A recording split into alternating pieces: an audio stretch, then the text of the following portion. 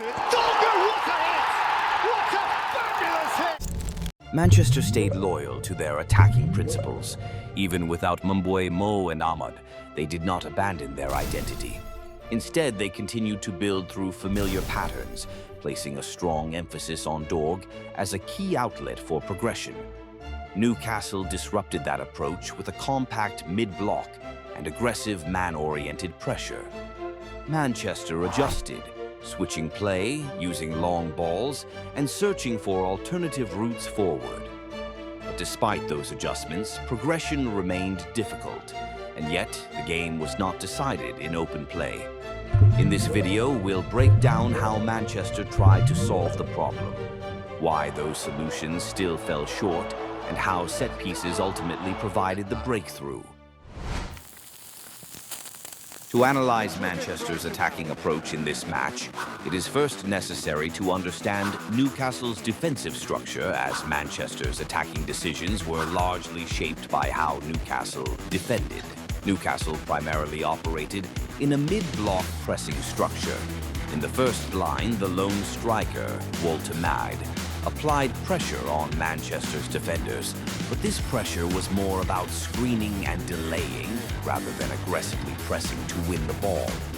When Manchester played backward passes during build-up, Newcastle's block shifted collectively in response to the ball movement, maintaining compact vertical distances between the lines.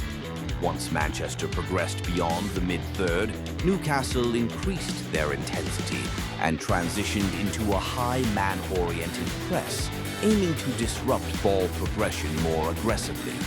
In these moments, the pressing responsibility was no longer limited to Walter May. Wingers and midfielders actively jumped out of the block to engage the possessor, creating man-oriented pressure that often forced Manchester into long ball solutions. However, once Manchester successfully progressed past the halfway line, Newcastle dropped into a low block structure. In this phase, the possessor was usually engaged by the nearest defender, whose primary objective was not to win the ball immediately, but to restrict passing lanes and slow down progression. Newcastle consistently maintained a compact 5-4-1 defensive shape, shifting laterally in relation to the ball. Due to the rivals' man-oriented pressing, Manchester frequently attempted direct passes into the spaces that emerged behind the press. However, many of these passes were effectively neutralized by the opponent's quick pressing cover and recovery speed. As a result, Manchester were forced to rely heavily on long ball solutions in most of their build-up phases to bypass the high press. The primary targets for these long balls were the lone striker, either Šeško or Xerxes. However, both struggled in aerial duels on the day. Combined, they won only 2 of 8 aerial contests, a success rate of just 25%, which ultimately led to many of Manchester's build-up routes being shut down. 26 matches, which is well... Despite the difficulties, Manchester could not completely abandon long ball solutions, as long balls combined with forward runs remain a key part of their attacking identity. In this situation, the rival defensive block had shifted deep and slightly toward the left side. To exploit the space on the opposite flank, Manchester played a quick direct pass to the right to initiate a switch of play. The ball was then immediately recycled to the fullback, drawing the opponent's press before a long ball was delivered forward.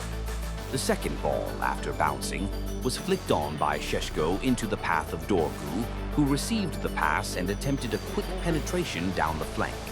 In another similar sequence, the goalkeeper played a long ball directly toward Xerxes. Rather than contesting the aerial duel, Xerxes redirected the ball with his foot into a nearby space. Kuhn, positioned close to the action, collected the loose ball and immediately initiated a rapid attacking transition. In this sequence, Lamens avoided the press by playing a short kick into midfield. Ugarte received the ball and played a one-touch pass into Xerxes before receiving a layoff in return. From this position, Ugarte delivered a long ball forward toward a teammate making a penetrating run. The rival maintained a compact mid-block, aiming to restrict ball progression as much as possible. However, Manchester managed to play a pass between the lines, and the receiver, under pressure, released the ball with a one-touch pass to Dorgu. At this moment, the second-line runners failed to make penetrating movements or reacted too slowly to the situation. Instead, rival midfielders quickly stepped out of the block to join the press, eliminating the available space for Dorgu. As a result, Dorgu was surrounded in a 3-versus-1 defensive situation. This sequence highlights how Manchester's static off-ball movement prevented them from creating space during the attacking phase, ultimately limiting passing options and disrupting the progression of the attack. A similar pattern appears in this sequence. A defender steps forward to break the opponent's pressure and plays a through ball into Xerxes. However, the nearby attackers fail to move closer to support Xerxes as he attempts to hold up the ball.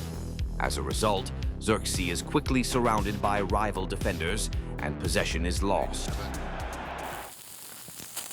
After the defender carries the ball forward to the halfway line, the ball is circulated to the right-sided defender to exploit the horizontal space that has opened up.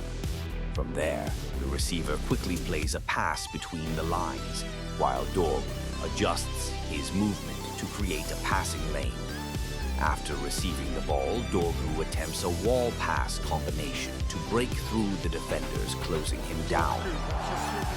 In this sequence, while short passes are being exchanged on the left flank, the opponent leaves the central space unoccupied in a deeper zone. Manchester exploit this by moving the ball quickly through short passes into that area. Kuna, who receives the pass, then uses a wall pass combination, similar to Dorgu's earlier action, to turn and make a penetrating run. This time, unlike the previous sequence, the combination is successful and leads to a box entry followed by a shot. Despite some disappointing moments in open play, Manchester showed a sharp edge from set-piece situations. In this far-side free-kick sequence, Dalot initially positions himself close to the left fullback.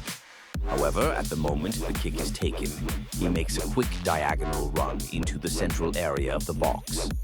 The centrally positioned defender recognizes the movement and drops back using a jockeying action to contest the aerial duel, but loses positional advantage. In the in-swinging corner kick that follows, Manchester demonstrate a series of coordinated movements. Before the delivery, 6 players are evenly positioned inside the penalty area. As the kick is about to be taken, 2 players positioned at the far post make simultaneous runs toward the near post, disrupting the defensive structure. This movement draws defenders out of position, allowing Casemiro number 18 to move into the target zone for the delivery. At the same time, Martinez number 6 sets a screen on the defender marking Casemiro, preventing him from following the run. This coordinated action allows Casemiro to attack the ball uncontested and produce a powerful header from a prearranged position. The final sequence comes from a long throw-in. The thrower delivers the ball toward the near post area. As this happens, the number 7 makes a strong run toward the central zone of the penalty area, both preparing for a potential second ball and dragging defenders with him. Although 2 players contest the initial aerial duel, they lose the challenge, and the second ball drops into the central area that number 7 had just vacated. This creates free space for 2 Manchester players to attack the loose ball, and Dorgu ultimately collects it and finishes the move, scoring the decisive goal.